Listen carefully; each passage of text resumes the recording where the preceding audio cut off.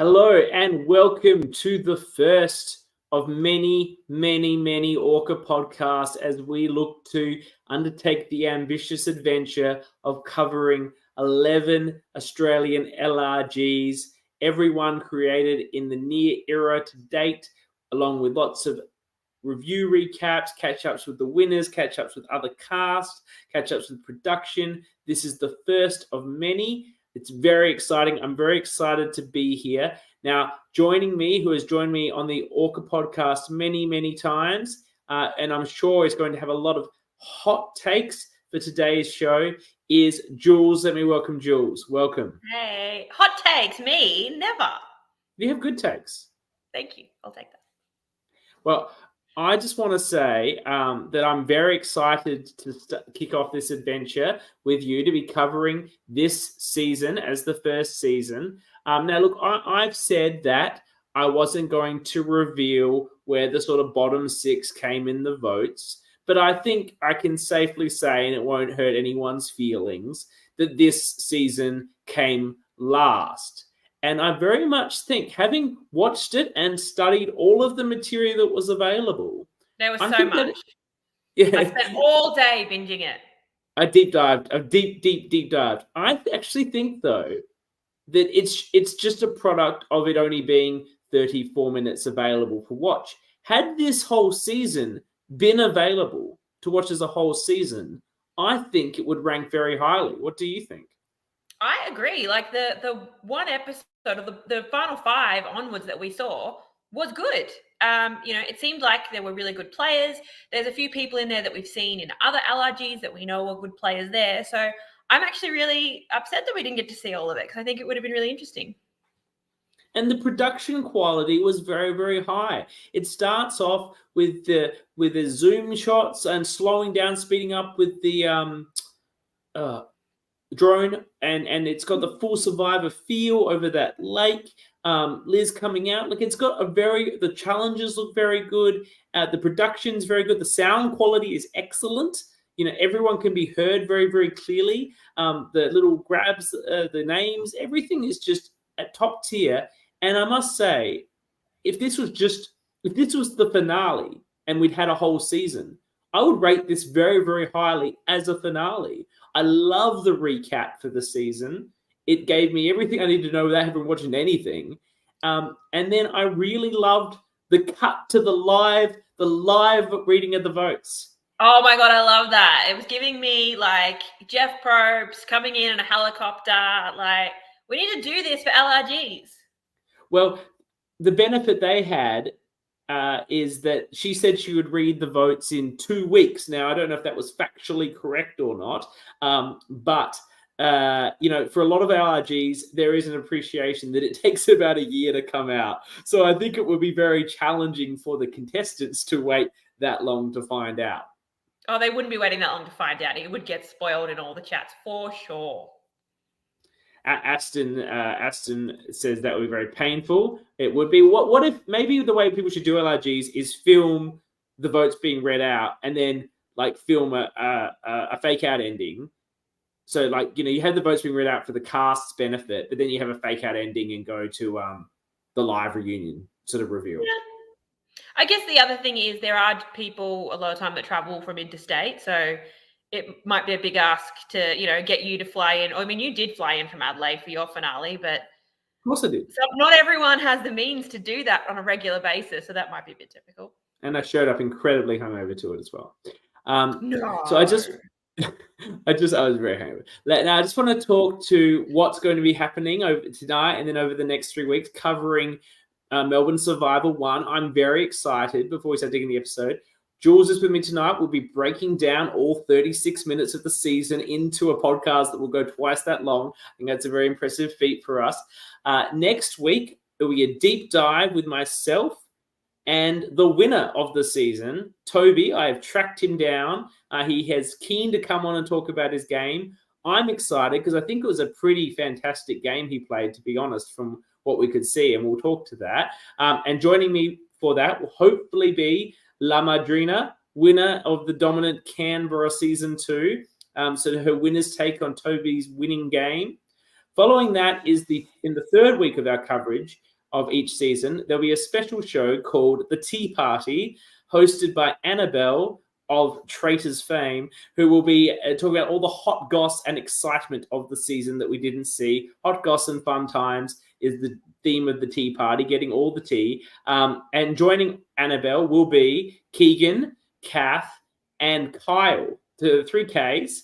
And good to have Kyle on there, host of Backyard Survivor as well. And then the final part of the season, we will give out all the awards.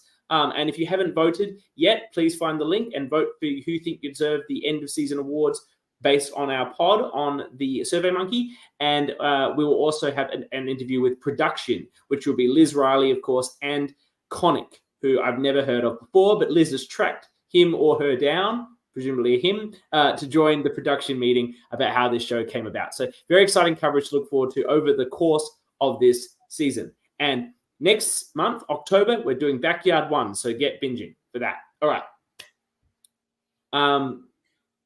Should we just start at the tribe divisions and who we've got, and then we can go into the very quick eliminations one by one and what we got from it before we get into the finale? Yeah, sure.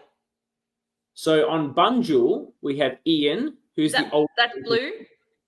Blue, yes. I've blue. only got blue and yellow written. I'm struggling with tribe names. I know I did tribe names. This is how I don't do tribe names. This is how dedicated I am. I never do tribe names. That's why I loved playing with fire. It was just red and yellow. There was no tribe name.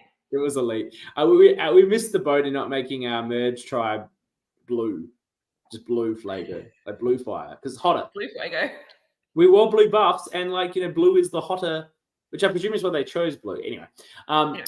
Ian, Mitch, Rosemary, Keegan, Nicole, Alicia, Sophia, and Cam. Cam is sunglasses guy.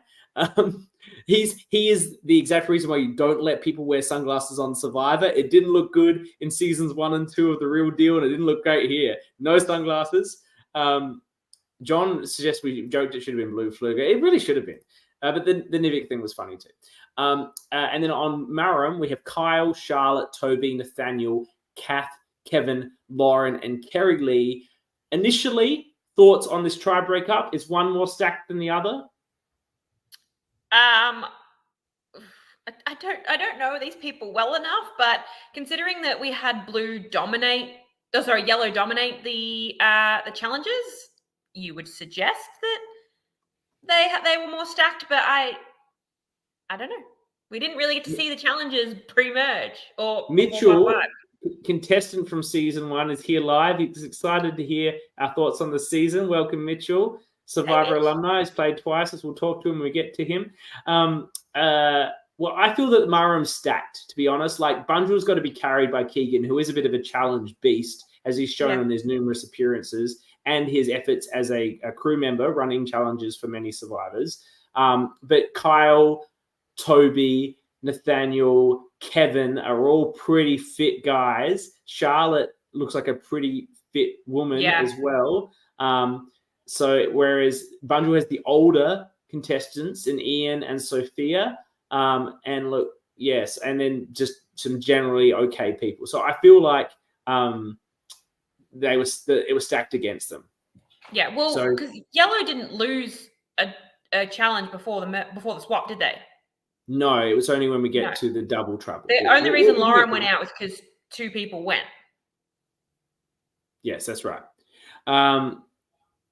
Mitchell will take generally okay. I'm trying to think I would happily accept generally okay. Personally. I'm trying to think about your yards apart performance. Yes, I'll get to this, Mitchell. You're jumping ahead. So first, Sophia goes out. Now, Liz Riley feels that Sophia was a tragic first boot. I think, sometimes people say you should do a first boot season. Maybe it's Josh Peterson saying that a lot. I don't know. And then I think Liz would not do it for JP, but I think she'd do it for Sophia. She feels that Sophia was robbed. Sophia is are robbed. Like you don't need much of a. I've said this so many times before. Like the first boot, people ask why was that person the first boot? Because their name came up. Like I don't want it to be me. So someone else is saying Sophia. I'm going to write down Sophia. That's the only reason. Well, let's get to. We've got some. I went into the deep dive, so I've got some information on Sophia's boot. She's a PhD student, and before the game, she said she doesn't know very much, but she was very, very excited, and her goal was to stay for at least 3 rounds. That's a small goal, which sadly she failed to achieve. So apparently the Cam sunglasses dude stuffed up the puzzle, which appeared to be the playing with fire flames, from what I could see. Oh, like a slide puzzle, or no, the flames from the playing with fire. Oh, that one. Yeah. It looked to be that. Apparently Cam stuffed it up, but he still went, notwithstanding that. We had a voting confessional from Mitch in the extra material, and Mitch says he's just going with the consensus and he didn't want to take risks early. So it sounds like it was a bit of pile on Sophia. Maybe she wasn't connecting as well with everyone else. John's asked, did they get a brick? No, from what I could tell, one of the cast members of the tribe was holding up the puzzle like this in the bottom of their hand. So that was the view on that. Poor Sophia, first boot in Melbourne Survivor history. There's a trivia question that she'll have. And the second boot doesn't get that. So, torches out for Sophia. Maybe first boot season, Josh Peterson will procure one day and she can be there with him. And Scott, of course. And we don't have enough first boots yet, so we've got to get to 16 LRGs and get all the first boots together. And that'd be pretty epic, actually. We'll have a tribe of first boots and then like the merge boot. The merge boot is often robbed as well. Yeah, like what about this for a theme concept? First boots versus merge boots versus no boots. No, as in like losing final tribalist? Yeah. Ooh, okay. I'd be on board with that. Especially ones that didn't get votes. Like no vote finalists is the no boots. Okay, so it's Scott versus Max versus Dale. Dale for that season, yeah. Yeah, I could see that. I like it. So out number 2 goes Cam. He was obviously, apparently, the next person to go for reasons, but also maybe the sunglasses. I would vote him out for that. Aston's made it clear in the middle of winter. Who needs sunglasses? So Aston of Canberra fame said Backyard already did the first those twists. I know that, but if we did all first boots, there'd be the chance of making the poor woman from Backyard be Francesca the third time, which would just be brutal. Names escaping me. Cam, we have his vote for that vote. He voted for Nicole, who is famous for being the person on the picture on the YouTube season. She's standing there with the pole, Nicole. He voted for her because it was obvious. Obviously, not only obvious to him because everyone was booting out Cam. So I said Sophia was a PhD student. Okay. So then next, I don't have everyone's little career, but I have Sophia's. I don't have Cam's other than Sunglass Guy. Mitch is telling us the first vote was between Sophia and Cam. After we got a few votes at the first tribal, I think we just decided to go with it. I mean, the second tribal was probably, half an hour after the first one? That makes sense. Yeah, makes sense. So then we had a reward challenge, and Bunjil finally won. It was the classic Survivor of holding the poles and trying to knock off. Yeah, love that. I love that. This season's looking great. I wish it all existed. And this is a bit of an exciting. Both have gone to Tribal Council, and first they showed us Maram going to Tribal Council for the first time, and really excitingly, a tied vote, a 4-4 tied vote. How good's that? That's awesome for a first tribal. For a first tribal for that tribe, I wouldn't want him to go down like that. I think you generally, for a first vote, you get a pile on. So for it to be 4-4, that's really exciting. I would love to see the actual tribal council.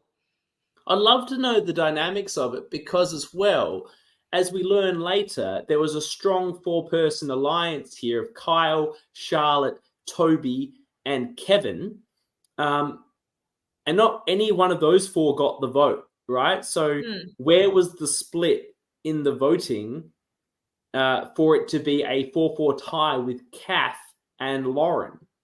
Yeah, they really obviously, they weren't a type 4 there because they couldn't have voted together. So Plus, Toby had Nathaniel in his pocket, as is revealed later. Mm-hmm. So I find it strange that those were the 2 votes, but they were. And on the re-vote, Lauren was voted out. She's like wearing an army jacket and has sort of short hairish. People going to remember her. And that was the end of her. Now, on the other tribe, they're going to their 3rd tribal council. And Mitch, who's with us with the comments, he's here for his moment.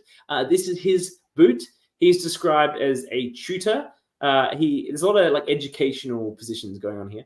Tutor. He's targeting Nicole, who also got a vote on the prior vote, which makes sense.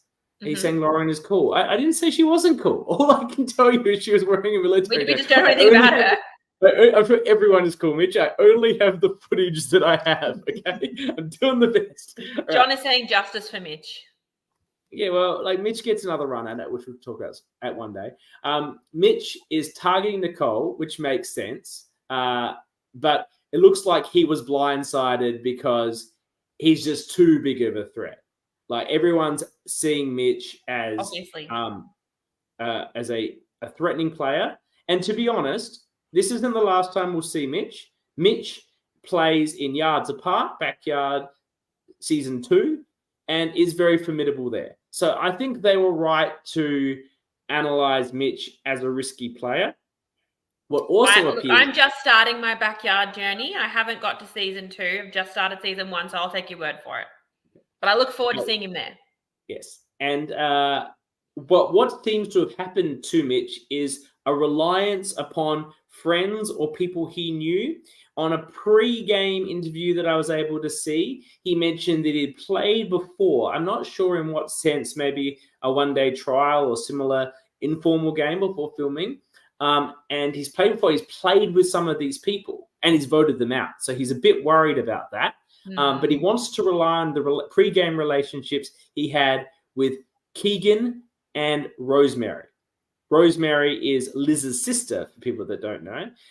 So he wants to rely on the relationships he had with Keegan and Rosemary. But at the very least, I think both of them, definitely Rosemary, but I think both of them voted for Mitch at this point. I think they were what he was relying on, and they both burned him from what I can tell on the footage we have available. Yeah, I think relying on your pre-game connections, it's not the best strategy because it's like sometimes, especially if you've voted that person out, they may be harboring a grudge. They want to get you out. But also something happens when you go out there, even if you've got pre-game alliances. Like we saw it in the First Blood versus Water. All the pre-game alliances in the world, if you get out there and you're vibing with this person, you're going to stick with them better than some agreement you made before the game started.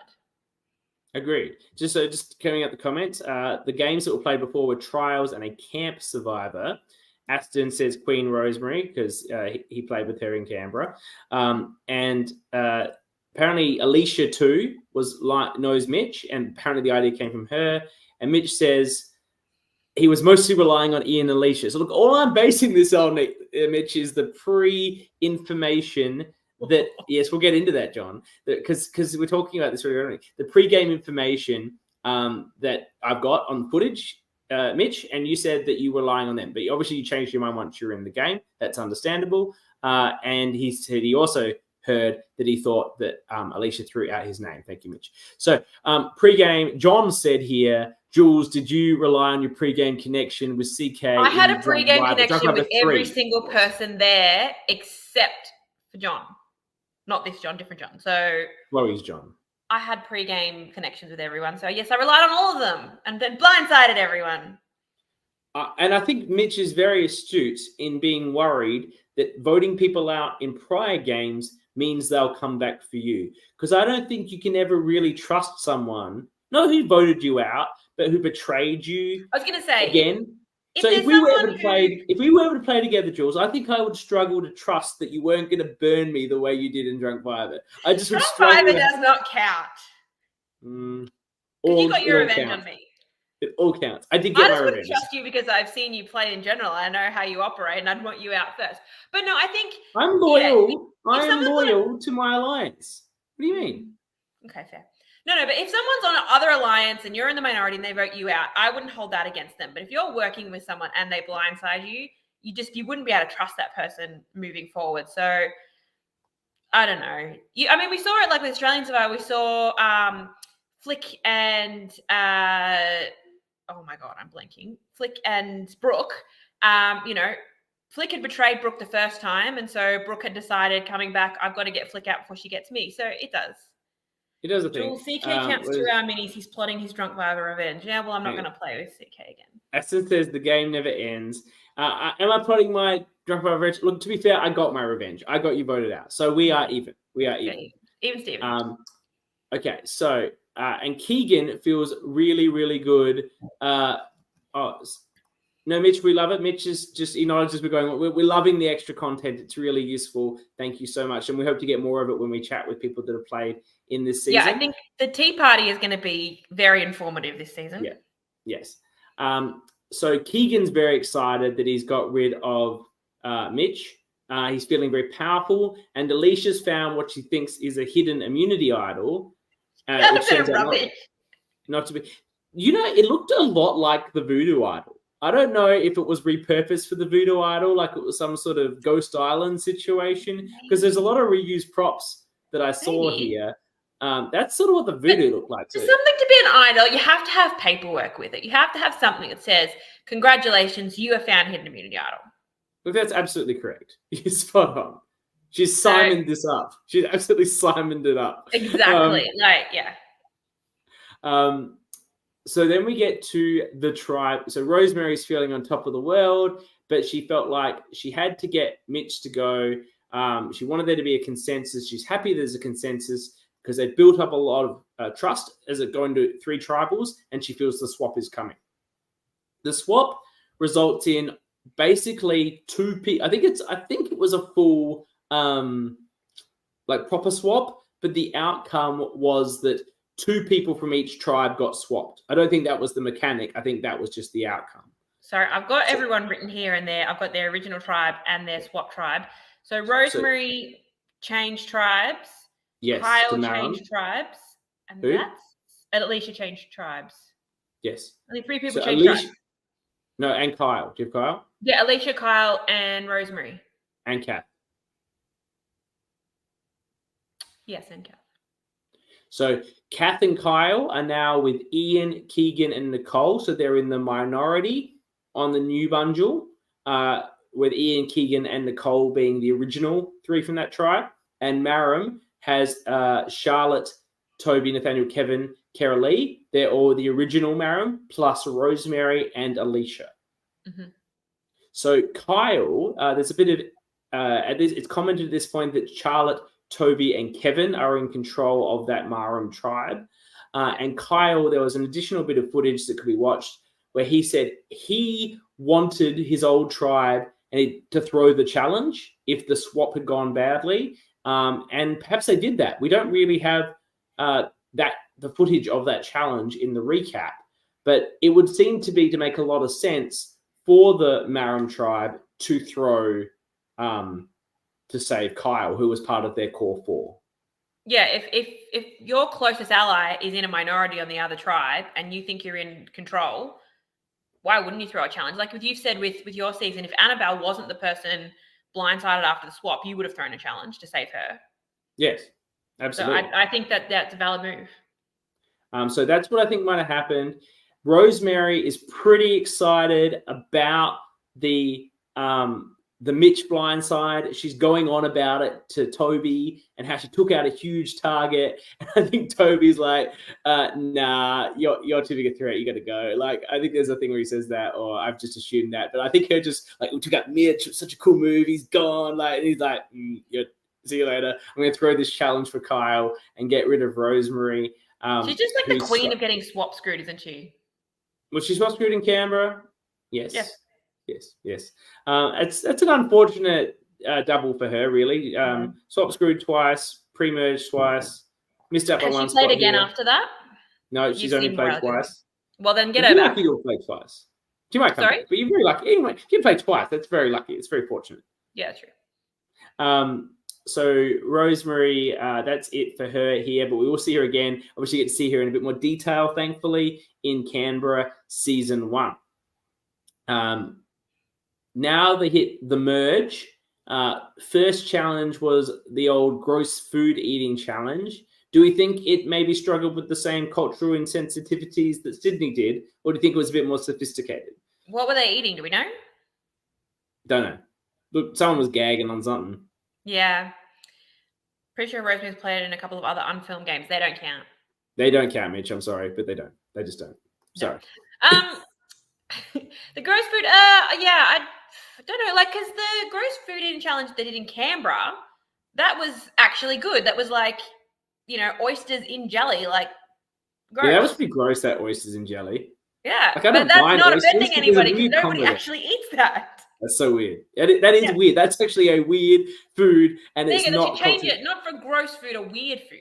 There's actually an excellent one in Yards Apart as well, where Kyle and they just blend up. Kyle and Brian just blend up random shit together. Like he did in Pearl Islands. What? Yeah. In Pearl Islands, that was the gross challenge. It was like the smoothie with fish and like coconut water. That's what they did. They did the smoothie. It's disgusting. That's where you go with this stuff. Yeah. That's good stuff. You mix two things together. Yeah. So who knows if they did. Kevin wins. Looks like Kevin was quite comfortable with the eating challenge. And then Kevin decides at this point that he's just going to flaunt his alliance to as many people as he possibly can by firstly taking we don't care about non-filmed things. I think because Liz is talking about, apparently Liz won a game. Congratulations, Liz. I don't think Liz had ever won anything. Yeah, sorry. She won. Sorry, Liz. Manual Blood versus Water made it to 6th and voted for her to win. Well, you'd expect your Blood versus Water partner to vote for you to win. I would. You wouldn't? If I didn't think they played the best game, no. Harsh. As Aston said, she didn't. Time. It's non-canon. I agree. So the Kevin goes full Orca here and just flouts his strength and position in the tribe. Firstly, it's a reward challenge where you can bring 2 people, and he brings his 2 closest allies, Toby and Charlotte. Dumb. So it doesn't even make an attempt to disguise, and then inexplicably just gives Toby the immunity necklace. I don't have any words for this. I think Kevin's just full Orca. There is absolutely no reason. Change my mind if you want to. There is no reason for you to ever give up your individual immunity. I don't. Yeah. No, there's absolutely no reason. No reason. Like, this reeked a bit of like the Heidi Jenner one, where it's like, hey, I'm friends, let's share the necklace, because there's no reason for even. There's no strategic reason behind what I'm doing. I'm just doing it. Unless, like, I don't know, you're in an alliance with someone, everyone hates them, but they want to keep you, but you have to be very comfortable in your position to give up immunity. I just get annoyed that you put the necklace on the person we all agreed to vote out. So I vote out you instead. That's what I'd do. Yeah. Like, it's annoying. We had a plan, and now you've ruined it, and now everyone's up for grabs. Unless you had, like, the super idol. Yeah, I don't mind if something like that. But you could just play the super idol on that person. You could. Anyway, but yes. That's obviously, the only acceptable time is Chris Underwood.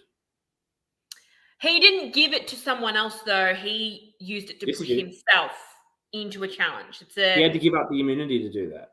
He did. Yes, he did. But, yeah, he did it to give himself something to put on his resume. I think giving up your necklace just for the sake of it. But it's so you go in the fire challenge. Yes. Yeah. There was a purpose. Yeah, I get it. Like, there was a reason. So Kevin's full Orca here. And you got, they've got 7 people because this is an 11-person merge. Kevin is an enigma. We've got some Melbourne Survivor, the Liz account. She knows almost nothing about him and recruited him from one game of Mafia. Interesting. I like it. I like what Kevin was bringing. So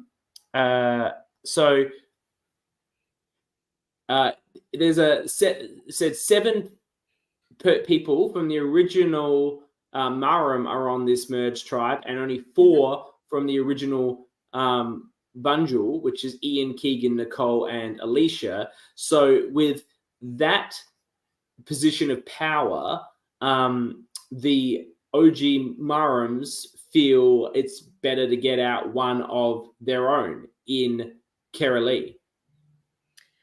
And that's something where I wish we'd seen the episode. Like, why did they get her out? Was it because she was on the outs and they were worried she was going to flip?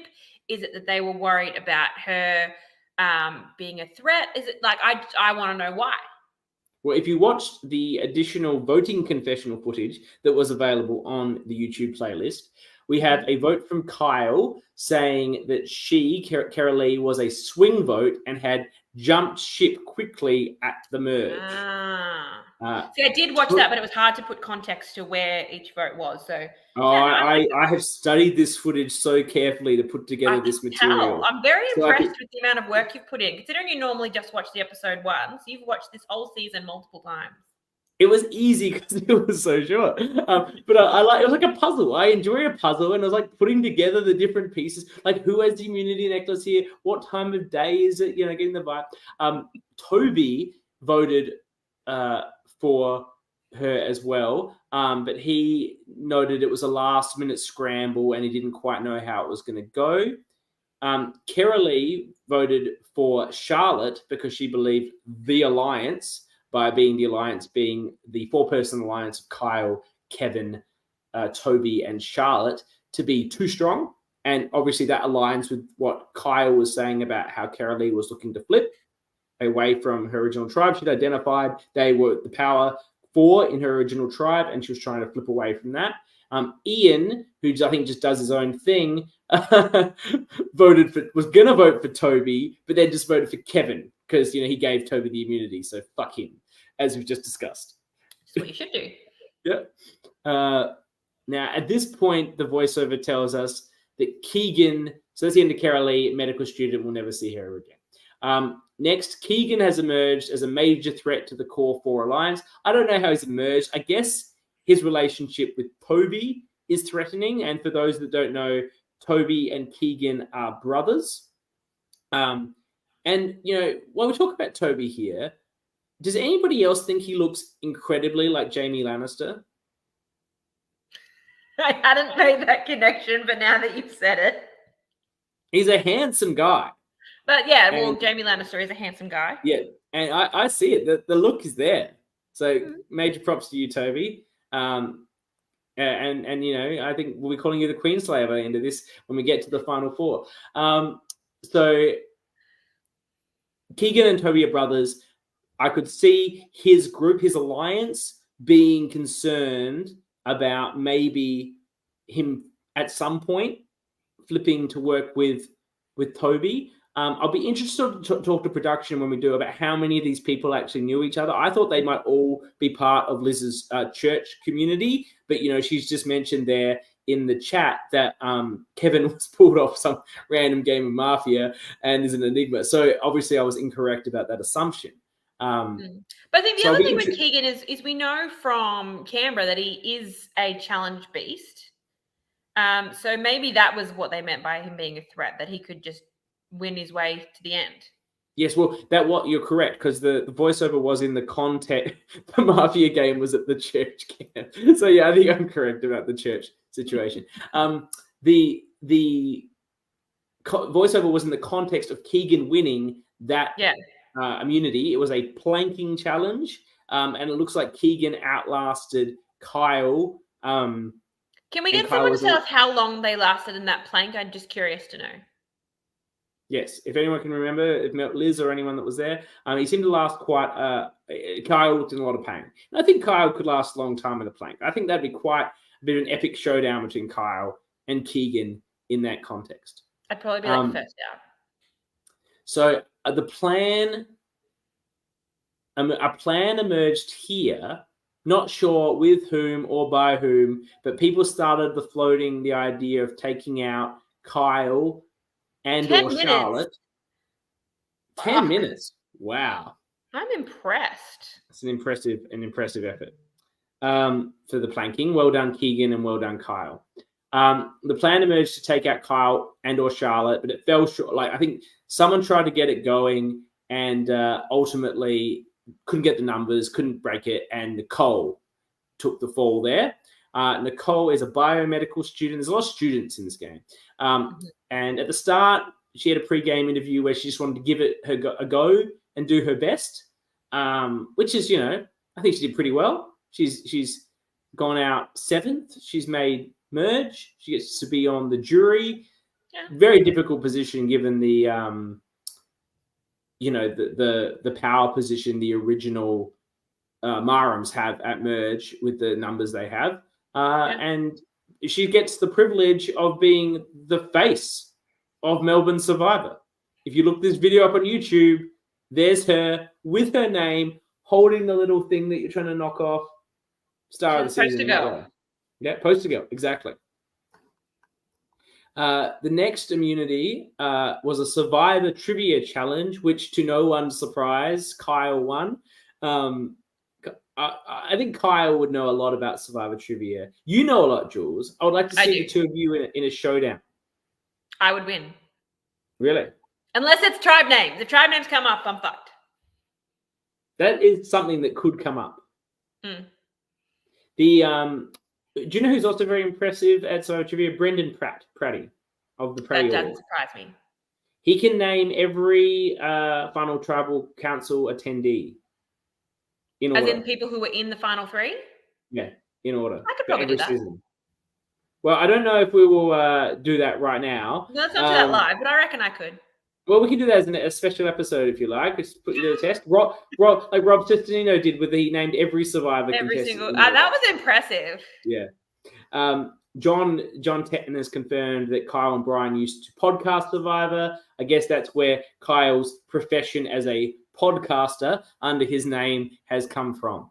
Can we do that when I'm playing, when my season comes out? Can I be Jules' podcaster? Sure. Yes. Yeah, take note of that, Ma, or whoever's editing that season. Even though I talk about my profession a lot in my confessionals, that's fine, just podcaster. All right, so Nicole goes, and then there's some footage of Keegan in the reads, and on first thought, I thought he was throwing up. I assumed he was looking for an idol. Yeah, I think that's probably what it was. But originally, I thought maybe he was throwing up. And at this point, the core 4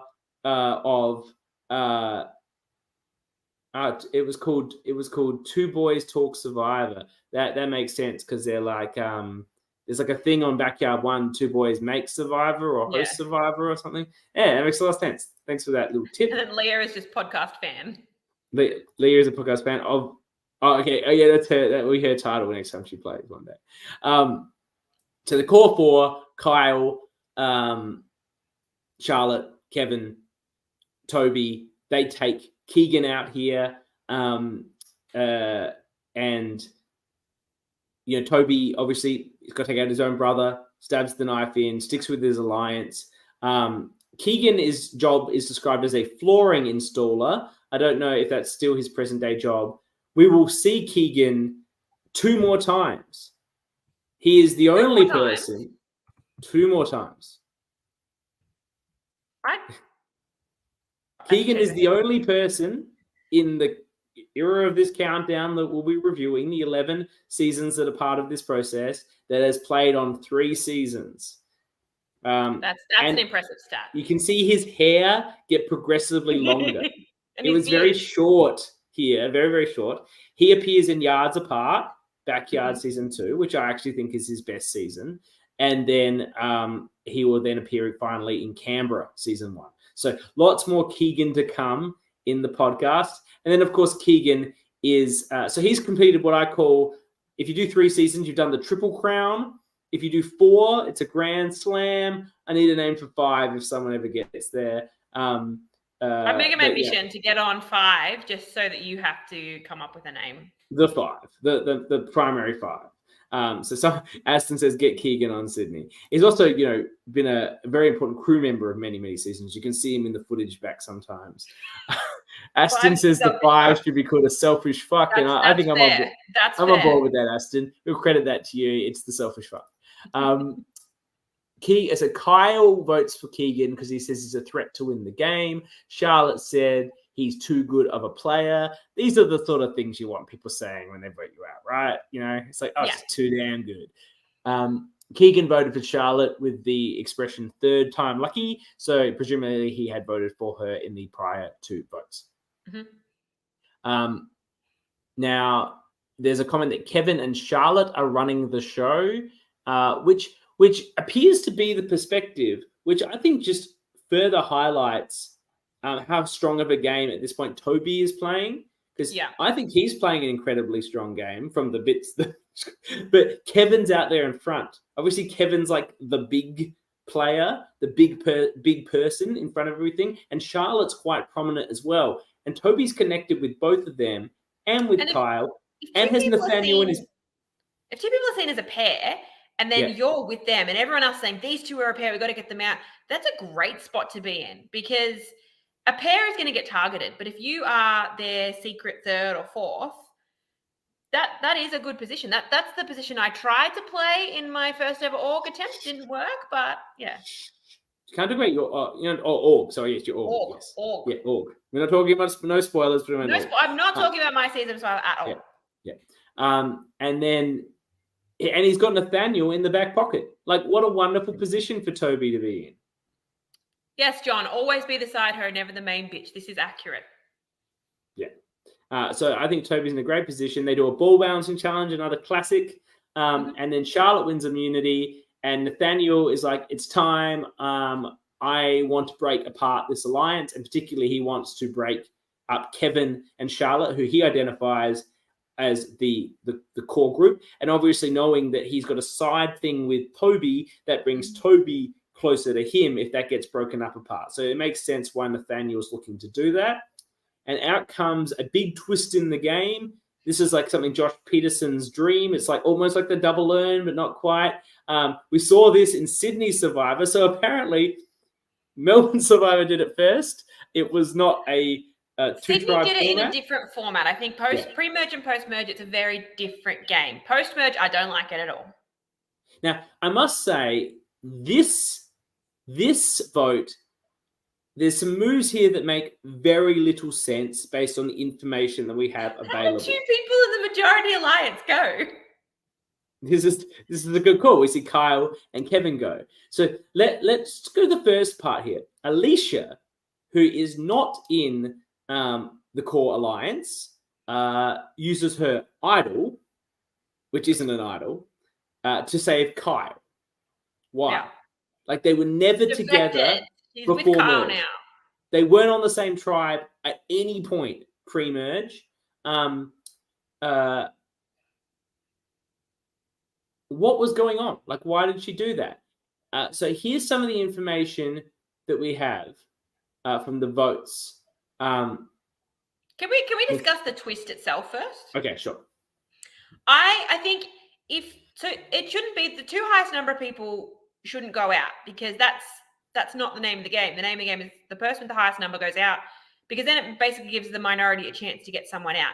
I think if you're going to do 2 people go at the same tribal, like we've seen it with the double earn twist. It doesn't need to necessarily be 2 earns, but everyone needs to have 2 votes if 2 people are going to go home, so that you can actively vote for 2 different people. It's not fair that 2 people are going to go at that tribal and you only have 1 person that you can vote for. If that is making sense at all. I get what you're saying. It's a 2 earn concept. It can just be in 1 earn though. And that also does the same thing, that you can, people in the majority have to vote for 2 different people, but the minority can put their 2 votes on the same person and try and win out that way. I don't like this as a concept. Yeah, it's look, I think that's one a double vote, obviously. But look, we got some of the votes here, and there's some interesting voting confessionals. Mm-hmm. Nathaniel voted for Kyle, and he said, "This better be right, or otherwise I'm dead," even though he wasn't getting any votes, as far as I know. I have 5 of the votes. I have 5 of the 8 votes available. No, there's 8 votes. 5. I have 5 of the 8 votes.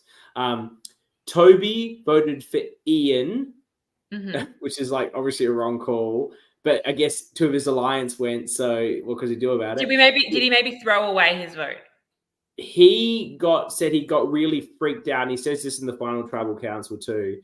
The double vote really worried him. He thought that he was going to get taken out, and he was just hoping people were going to do what they said. So I don't know if there was an original plan on Ian that got swept up with the minority players taking advantage here to get the power players, but he seemed to think it was going to be Ian, but he got very concerned.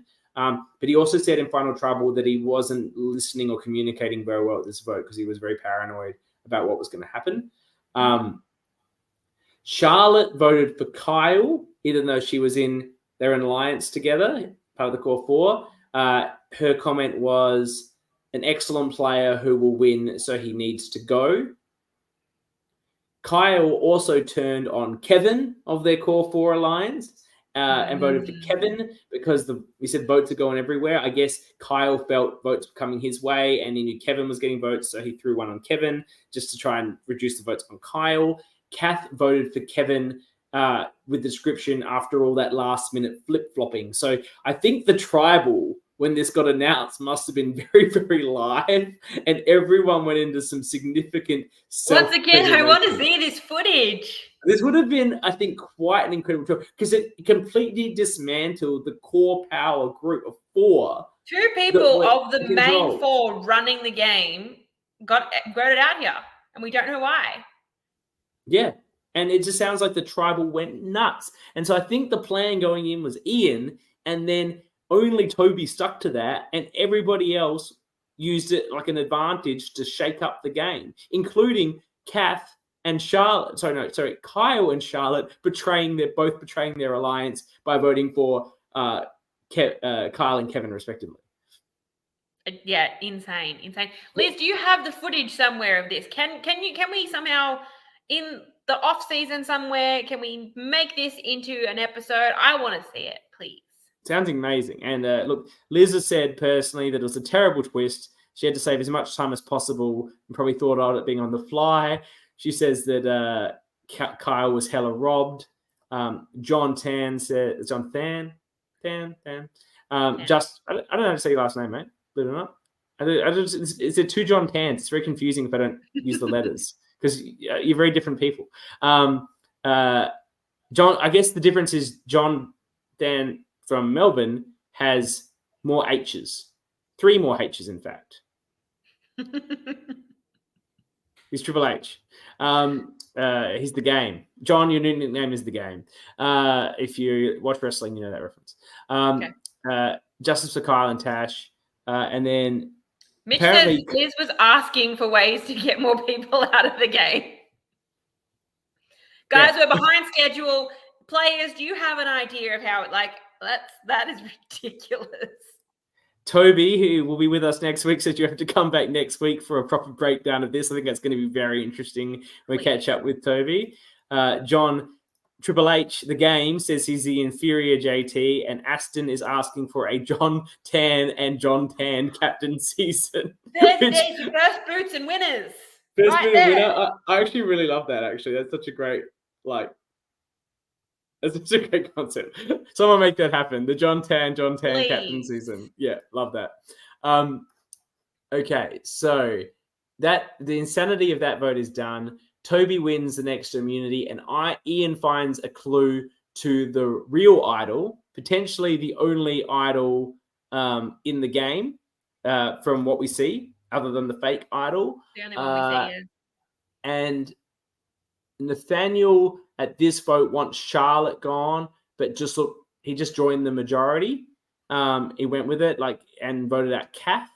It looks like Ian then also immediately and also the idol just looks like it was the piece of paper. Like when he holds it up, he's just got another piece of paper. So very confusing there.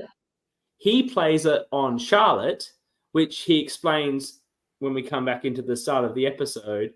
One of the idols stayed in Jules Park. We never found it. So an idol was never found. Okay. So basically admitting to littering. Okay. No, shame, Liz. Someone but you found that was like, I've just found a hidden immunity idol. What? It's like a parallel universe. Maybe it was the one that it's like a time turner thing. And the little idol was the real idol. Apparently, it was a beautifully made idol. Actually, the props in this were very good. The necklace looks fantastic. This is nice. Yeah, it looks very good. Ian says we see this when we get to the actual episode that he did that to try and garner some favor with Charlotte and co. I think that's a poor play. He could have really used that at his boot. Used it at the next vote. Yeah, and which was the final time to use it. So a bit of a poor play by Ian there. And I just want to flag that Kath. We should talk about Kath. Sorry, Kath goes here. The last person we get to see on the season in terms of before we get into the proper episode. Now, thankfully, Kath, who has been a fantastic crew member on many Survivors, Kath actually deserves a lot of credit because she often will take roles on crewing that no one wants to do, like at Uncharted Waters. She was cooking all the food. So you're just staying in a kitchen for a whole weekend and not being part of the fun. You're a real amazing person if you do stuff like that. So I'm glad that she got another time to play. We will see her again in Backyard Survivor 3. Is this going to be a theme that we're going to see people again in Backyard? There was obviously a bit of cross-pollination. I didn't mean to make that so sexual. I just meant cross-pollination. And cross-pollination obviously is sexual in its own way. So look, I didn't really mean to get into flower sex, but I did.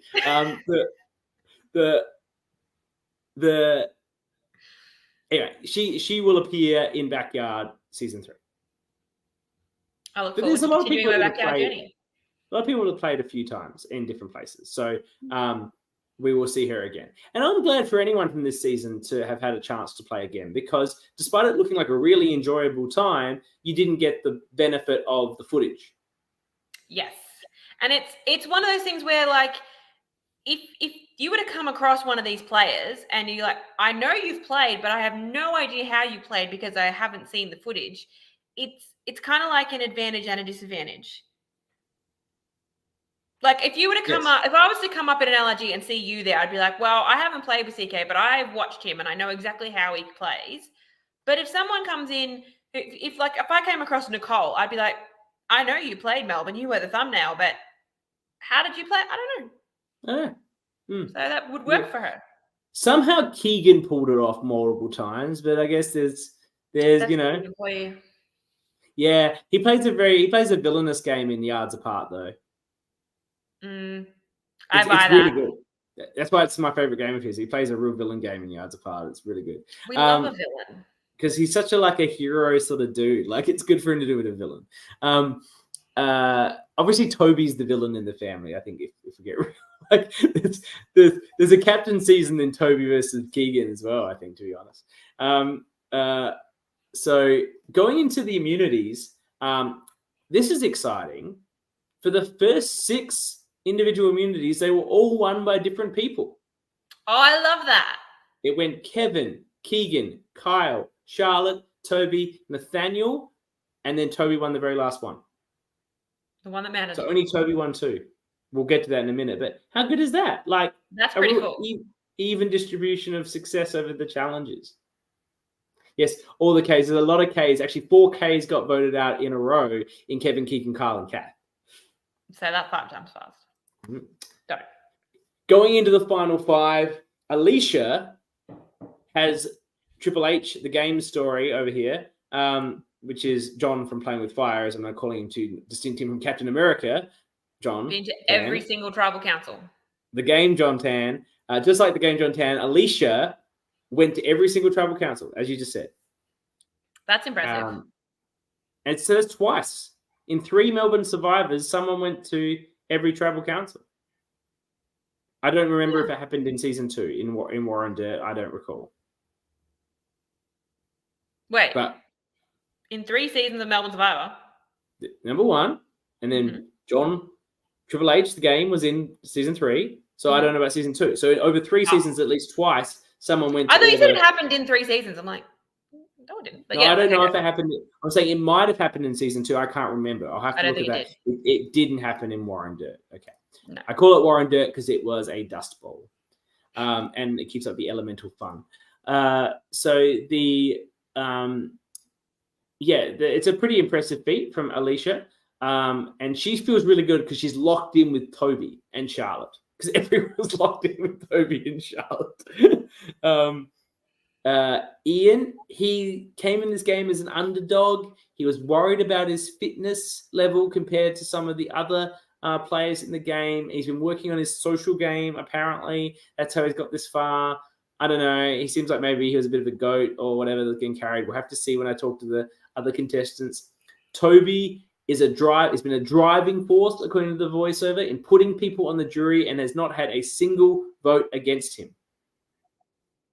The entire game. That's impressive. At Final 5. To get to Final Tribal, did he get to Final Tribal without a single vote? Yes. He did. He was one vote off a perfect game.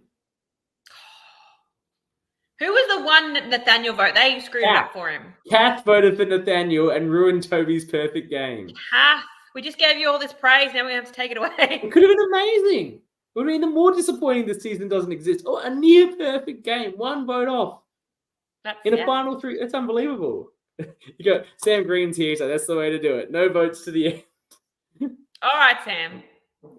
And Nathaniel, Charlotte's been a big player and a big target, and it's she believes it's always going to come down to her and Toby at the end. They're tight too. No matter what, they're going to be there together. They've dominated this game together. Alliances go so far, but the final vote before the end, they don't mean shit. Well, that's what we'll see. She's keen to bring Alicia to the end. Nathaniel, he's been under the radar, has been pivotal to votes, and Toby has told him he wants to take Nathaniel to the end, and he and Toby have been close since the very beginning that not everyone has been aware of. So big sign, hour 11. We're at hour 11 that they've been playing this game. They've been playing this game for 11 hours, and we're going into the final stretch. The first challenge is memorizing some rocks, doing a padlock, and then throwing tennis balls into a bucket. What do you think of this challenge? I liked it. I like do a bit of this and then do a bit of that and then do the next thing. I like it. We saw, who was it that was working together? Was it Charlotte and Toby? Charlotte and Toby once again sharing information, passing, because they're going to go to the end together. For them. Because they're tight. They're going to the end together, just the two of them. But I mean, we see that in Canberra and it doesn't work for them. It doesn't work here. It's don't too many cooks, apparently. Just work on your own stuff. And Charlotte and Toby walk off together, and Charlotte says they're together, and she talks to the camera saying she doesn't want to hurt people's feelings. Well, I'm sorry, Charlotte. You've hurt the 13 people you voted off's feelings already. You're going to hurt someone's feelings. Hopefully they put on their big boy pants and get over it. I think what she means is she doesn't want to hurt Toby's feelings, but unfortunately Toby does not feel the same way, as we'll get to. Nathaniel's thinking about the final 3 and who's going to be there. At this point they go, because Charlotte and Toby have made both Nathaniel and Alicia feel really, really good about getting to the final 3. It's a simple 4-1 on Ian. Mm-hmm. And he really could have used his immunity idol that he, for some reason, played the last round. I wonder did we see who he voted for? I think we did. Charlotte? Was Charlotte? Or did he vote for Toby? Have I mistaken the perfect game? Look, I didn't write all this down. I think I would have. Maybe we should go to the live video replay. Are you going to bring it up right now? Yeah. This is important facts because we've been talking about. There you go. Toby said he voted for Charlotte. What? Thank you, Toby. He knows about his near perfect game. He said she voted for Charlotte. Even though it's funny because he'd been like for the round before. Sorry, I'll get that. Toby knows about his near perfect game. Ian played the idol for Charlotte and then just voted for the next round. Plus, he was also anti-Toby for quite a while there and wanting to vote for Toby. He wanted to vote for Toby until Kevin gave him the immunity necklace. That also saved the near perfect game, that moment there. So interesting moves from Ian. He was just a bit chaotic, I feel. and he sounded incredibly salty when he walked off. Oh, Good luck, yeah. guys. It was so salty, and we love it. We love a salty loser. No one likes good losers. That's no fun. Be a bit of baby about it. All right, then you don't want to play with me. And then Liz says they're playing for $100. My question: did Toby receive the $100? Toby, did you receive $100? Ian walked so Laurel could chaotically fly. That's right. Ian was the precursor. Yeah. Did it because the game did not get his $100. Okay, Toby did get his money. Toby got his money. The game from Playing with Fire did not get his $100. I believe the winner of Warrandyte got it and gave it back. I don't know. Nice. I don't know if that was coerced or if that was his choice, but yes.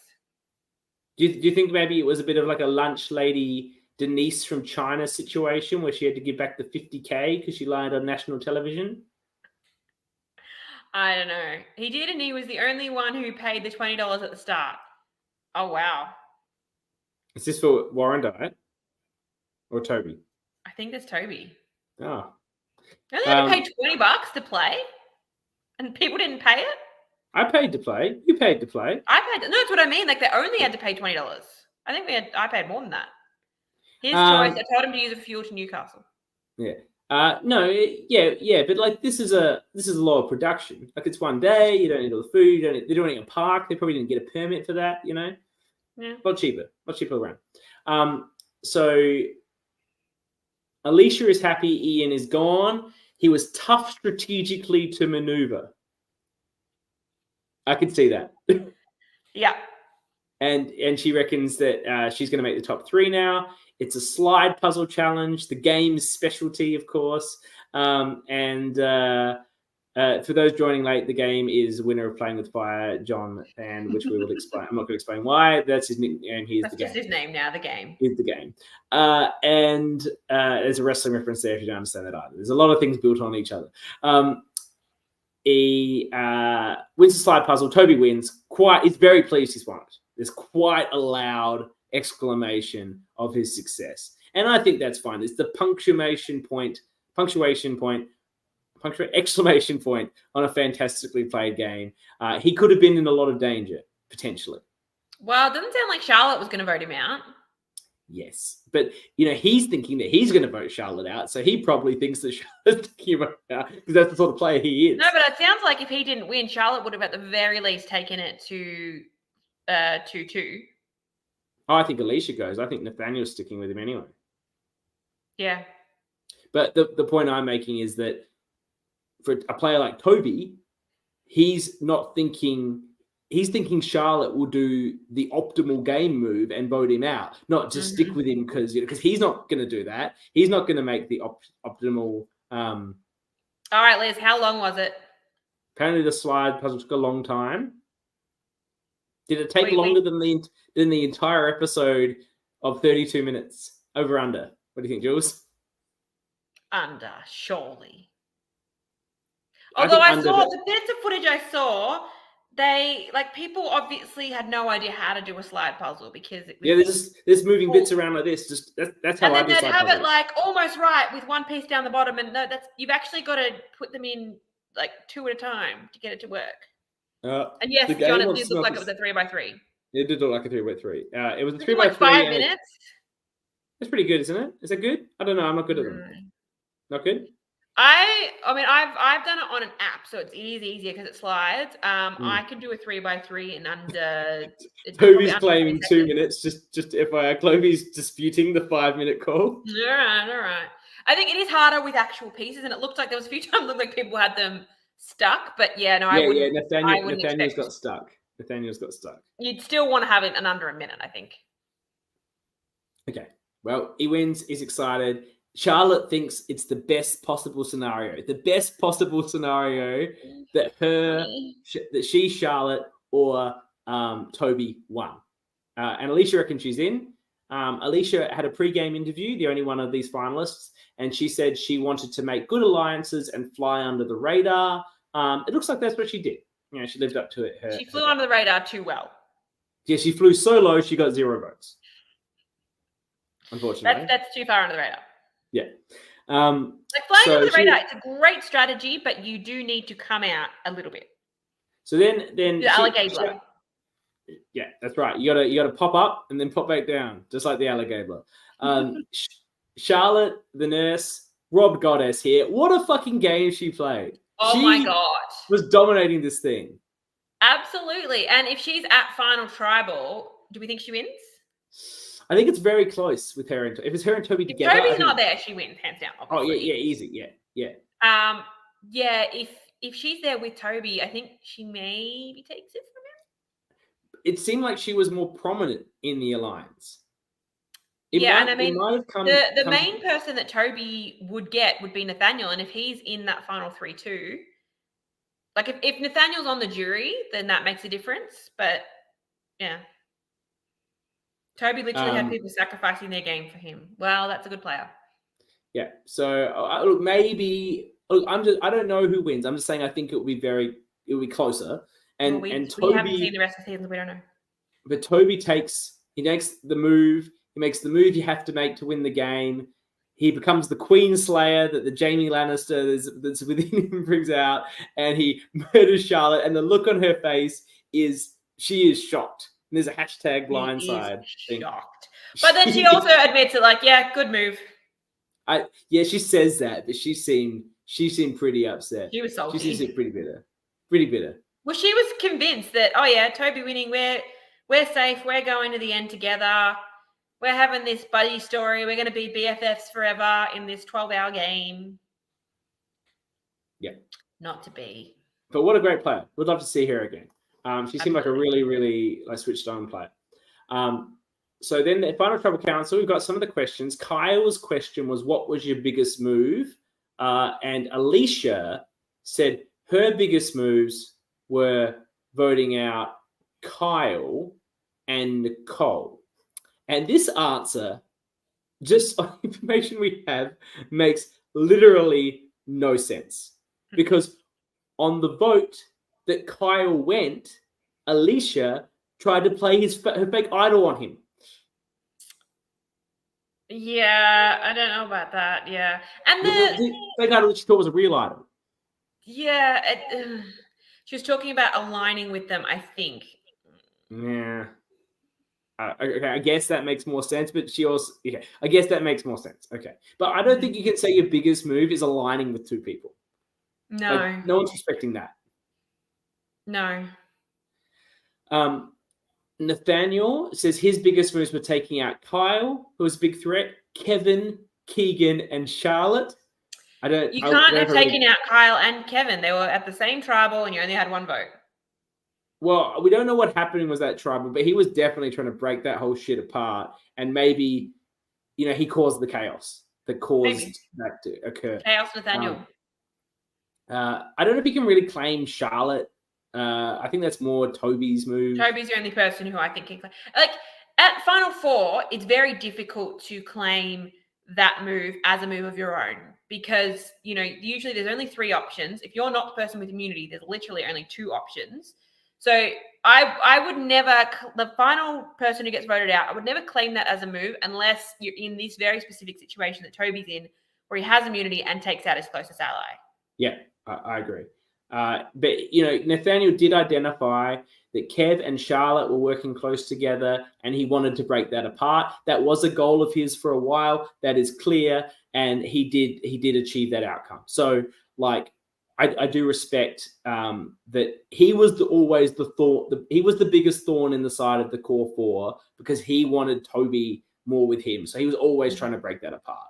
So I do give him some credit for that. The game is trying to challenge me and saying, didn't Adam claim David in Millennials versus Gen X? He did, but that was that he convinced Ken to flip and vote out David, which that is impressive. So maybe I take back what I said about not claiming. Although, according to most people, post-game, Hannah did more of that work. Adam just took the credit. Yeah. Because Hannah that Jury believed him. To flip. Yeah. The Melbourne Survivor Liz is coming to Alicia's defense. She was unfamiliar with Survivor, didn't read the rules, hence idle mishaps. She made big moves, taking out Mitch and helped dismantle the main alliance. But that wasn't her answer at the final tribal council, Liz. That's what matters, not you spooking her 5 years I would later. not often claim anything pre-merge at final tribal. No, unless you're there to see it happen, and which most of the jury or it's like Laurel booting Annabelle. Like it's such a big move that it shakes. Dramatically shifts the game. Yeah. So Kevin, Toby's. Alicia Ethan doesn't read the rules either. Okay. That's a great comment from the game. Savage.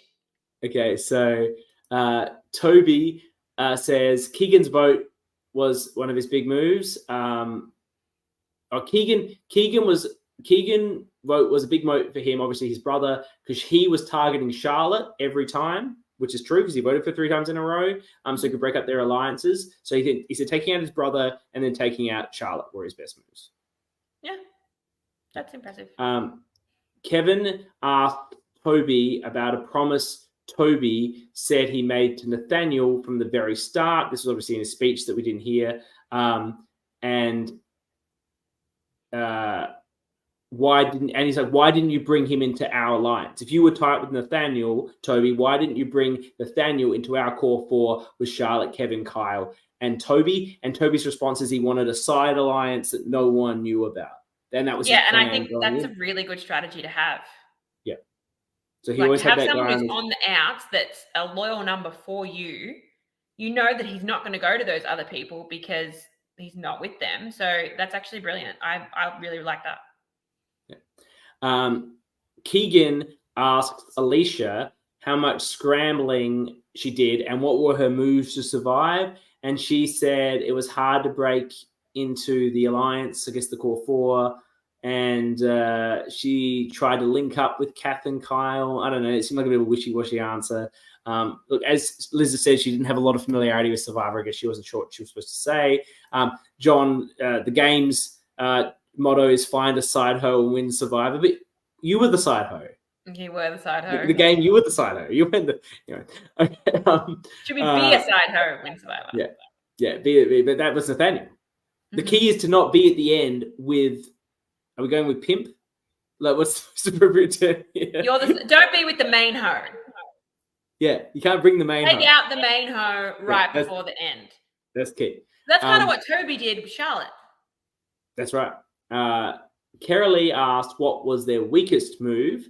These are good jury questions, by the way. I really like that as a jury question. I think it's good to be able to identify your weaknesses. It shows some awareness. Yeah. But I'm just liking all these questions overall. Yeah. Carolee said what's your weakest. Toby said not scrambling harder at the double vote because he thought it was him and he was too paranoid and he didn't communicate with the alliance well. This is where he voted for Ian and Kevin and Kyle went. Obviously, that was just such an epic live tribal, and obviously he just got so freaked out that it was going to be him and didn't. I'd love to know the vote breakdown at that tribal because it might have been like a 3, 2, 1, 1, 1, 1 or something. Well, from the votes I have 2, 2, 1, and I don't know where the other 3 are. Yeah. So hang on. If I just go back up, I don't have. Sorry, John's saying vote out your main bitch at Final 4 and Sam agreeing. Like, wow. Yeah. Toby, John, Mars. Yeah, okay. Apparently that's a good strategy. Hang on. Toby, John, Mars, Sam all voted out their closest ally at Final 4. They did. You're all savage players. That's why you're the best. So Toby says that, and Nathaniel says his worst play was allowing Charlotte to get as far as she did. Not bad. Not a bad answer because, it's sort of like, that's my worst thing. I still fixed anyway, but it was the worst thing I did. Yeah. Because I guess she wins that last immunity, then he's probably done. He's probably voted out at 4, I'd say, if she wins that one. Yeah. Because Alicia seemed closer to Charlotte, like they had a thing with Toby, and it just seems like Toby probably couldn't have saved Nathaniel at that point. And why would he? Yeah, I'd say so. And also, if you're Toby in that situation, you probably want Nathaniel on the jury. Yeah, I agree. So Great for you. I think it's a good call from Nathaniel. He's giving good answers. Charlotte, she seems salty. The pain is very raw. The wound is still wet. The Well, they sword only had a couple of minutes to Yeah. come up with their final drop, so she probably voted out like 10 minutes before. She was still salty. salty. And she asked Toby Nathaniel, why the fuck should Alicia be there and not her? I had the fuck, but you can tell that was the vibe from. To me, that's a dumb question, because I think the answer there is obvious, because you are the bigger threat.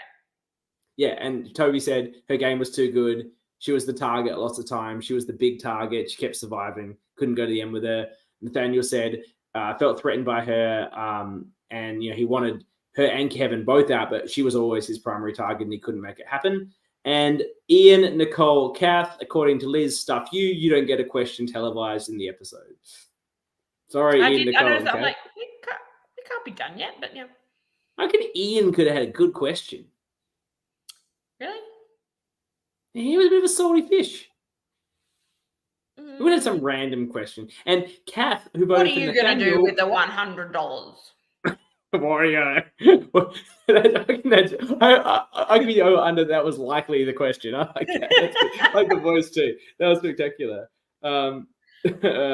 Yeah, well, this is Liz thinks he just said well done. Yeah, well, I appreciate that got cut. I would like Kath's vote because she voted for Nathaniel. Maybe that's something we'll have to find out. And I want to know, was that a pro Nathaniel vote or an anti Toby vote? Well, she'll be on the tea party, and we'll make sure Annabelle asks that question. Annabelle, take note. That's the question I want to ask. Kath, why did you ruin Toby's perfect game? That's your question. Mine is just whether or not it was a pro Nathaniel or anti Toby. Was it anti Toby or anti Toby having a perfect game? Oh, Liz is saying it was a pro Nathaniel vote. Okay. Nathaniel vote. So yeah, Ian, Nicole, Kath, you don't get questions. Live transition to the live finale. We said at the start of the show, I love this. It's so. That was so cool. It was so good. It was so good. And how many people were there? Well, it was obviously. Well, look, I understand that I read a blurb about this somewhere that Melbourne Survivor was started by Liz for her 21st birthday. It was like she's a big Survivor fan. She always loved Survivor. She put it together for her birthday. Obviously, she's got a strong church community that she's a part of. They probably helped her out a lot with it. And then she's at a church event. I don't know if that is her birthday, that they're showing the video. Yes, Mitchell said it is her birthday. So I assume she had this event, edited this together quite quickly in 2 weeks. 2 weeks. Showed it at the birthday and then had the live finale, which is why we probably don't have a full season. Though a full season of this, if Liz wants to go back in retrospect and make it, I think would be pretty amazing. I'd be here for that. Spoiler and all. Yeah. John was confused because he thought it was where Liz got married, but Liz got married after Melbourne season 2, but it's the same church that Liz has confirmed. So that's why John is confused.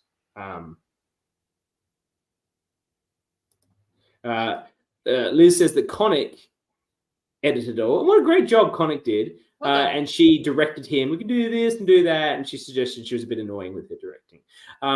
But he did a great job. Let's get him back in the editing crew. This is or him, her. I think it's him's probably Connick, right? Him. They. Let's go with they. They did a great job.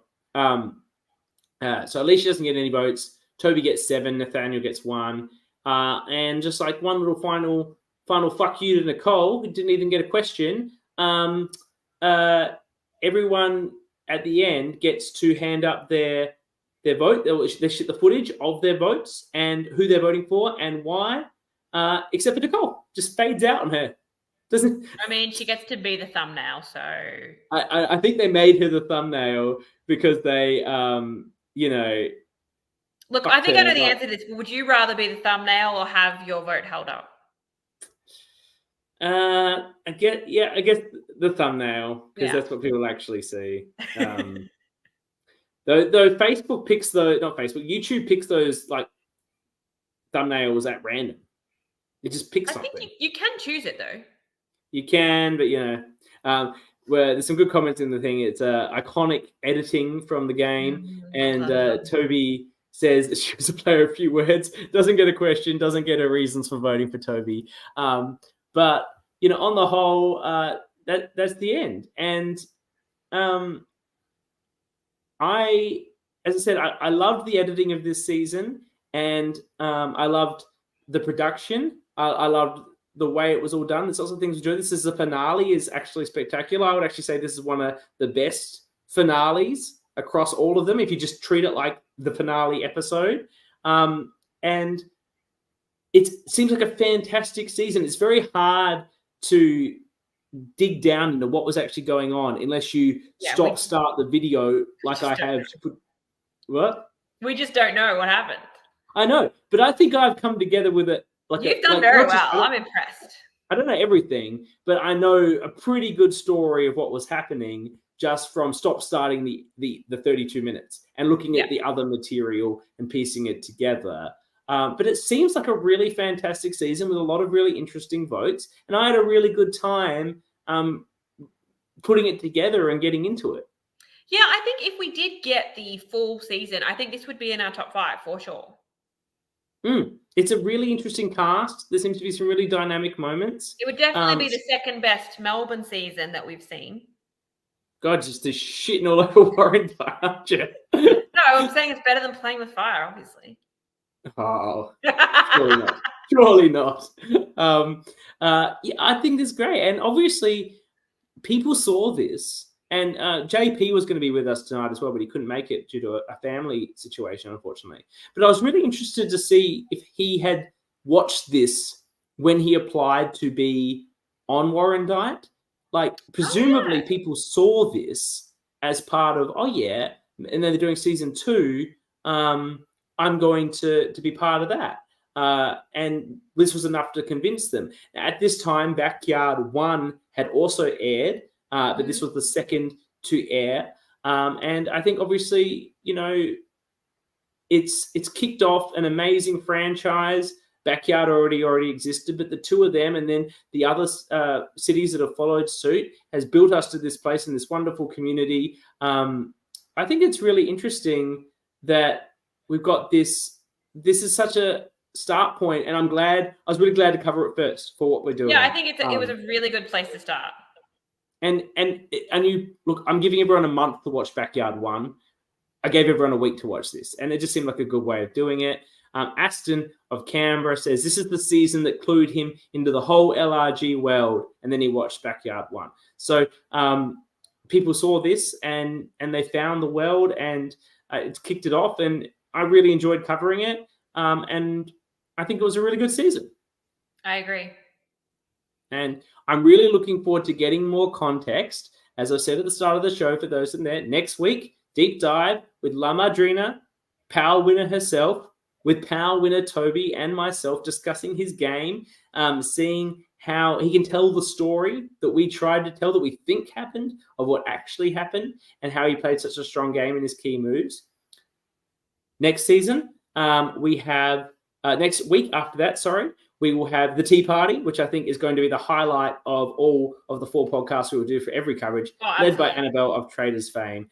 She will have getting all the hot goss from Kyle, Kath, and Keegan, the 3Ks. But let's ignore the connotation there. And then to the final week will be myself and somebody to be determined with Liz and the infamous Conic, who Liz has tracked down from wherever he is, to talk about the production of the season, as well as handing out the awards that you can vote on. The voting remains open. Voted. Get in there and vote. Just watch the 32 minutes, or just base it on this discussion. I think this episode is now probably the true coverage of the season. If you want to know what happened in Melbourne. Well, we've been talking for 1 hour and 24 minutes about a season that went for 32. That's right. So this is now the true picture of the season. If you want to know what happened, come here and then vote. And there will be, of course, all the fan voting awards, and the ORCA award will be handed out on that final episode. And as I mentioned, in October, we're doing Backyard 1. If you haven't watched it, get into it. I watched it a few years back. I really enjoyed it, as a season. It is in a backyard. That's where the name came from. And it's not just like, it's not like 3 where they're in quite a large backyard. Like, it is a tiny backyard. It's legit a backyard. But they do an amazing job with it nonetheless. And I think I'm looking forward to covering that season. It's hot as fuck. Like, it seems like it's like 40 degrees. I've only watched the first episode, but it looked hot. It's like 40 degrees, and there's this chick who's like hungover the whole time and hating life. There's good value in it. Calvin, who's such a big character in Melbourne Survivor 2, is in it. So there's lots of good things to see. Yeah, they had a pool, he said, and I think the tribe that wins the first reward gets the pool, which is probably the biggest reward you could possibly get in a game of Survivor on a 40-degree height, getting the pool tribe camp. But anyway, that's for next month. That's very exciting. Thank you, Jules, for being here and covering this with me. I'm actually glad we didn't have a third person because we went for an hour and a half anyway. But we had a lot to get through. I'm enough. Yeah, we're enough. We're plenty.